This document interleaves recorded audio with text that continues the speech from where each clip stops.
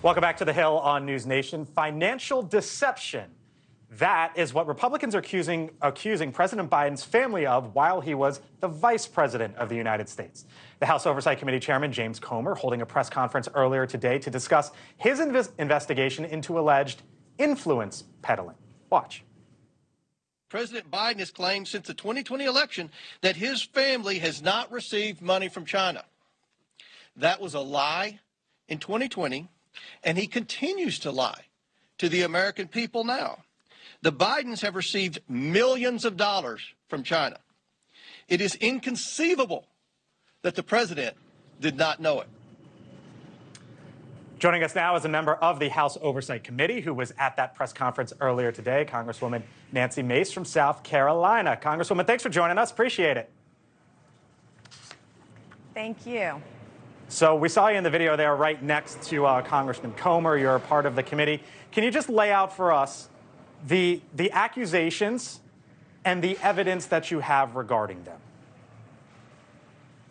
Right. In under 100 days since the House Oversight Committee had subpoena power, we brought forth more investigative documents and more of an investigation than any recent investigation on House Oversight Committee with evidence. Usually it's the media who's doing this kind of investigation, but instead it's Congress right now. And today we revealed some of the lies that have been told by the president or members of his family, one being that none of this happened while he was vice president. That turned out to be not true. We showed today through bank records actual evidence that the Biden family members were given money from those that were aligned with Romania, corrupt members in Romania that have been tried and convicted of certain corruption crimes over there. We showed that through bank records. We also showed that the Biden family has been paid by those strongly aligned with communist China, including one guy that is suspected of getting intel and spying for the Chinese Communist Party. And so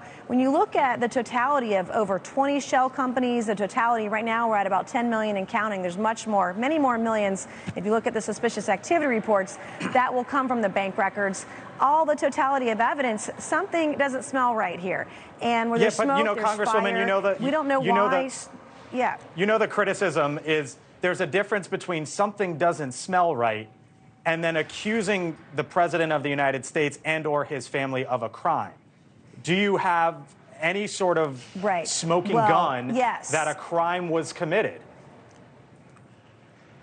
I believe the smoking gun will be in the documents from the FBI that were due today, by the way, on the subpoena from the whistleblower that came out last week from Senator Grassi's office. And certain folks have seen them. We're waiting to get that information to the public. But today we revealed actual bank records. Here's the thing. The media says, well, there's no crime, there's no evidence here. But yet we literally have bank records that show dozens of shell companies moving money around from communist China, from corrupt Romanians to Biden family members. Why does the president's grandchild need to have money in a bank account from communist China? Why do his nieces and nephews? Why wasn't Hunter Biden a registered foreign agent? I mean, these are the questions the media should be asking, not, was a crime committed? That's actually up to the DOJ and the FBI. And we're trying to provide them evidence and show them that they need to investigate this to the fullest extent of the law, because for years now, the left has been saying, the far left has been saying, no one is above the law. Well, put your money where your mouth is. And if a former president should be investigated, then so too,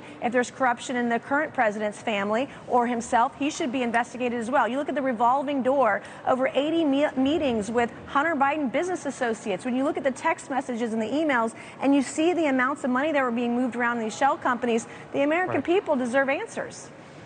Congresswoman, we got to leave it there. I know you have to rush on over to the House floor to vote.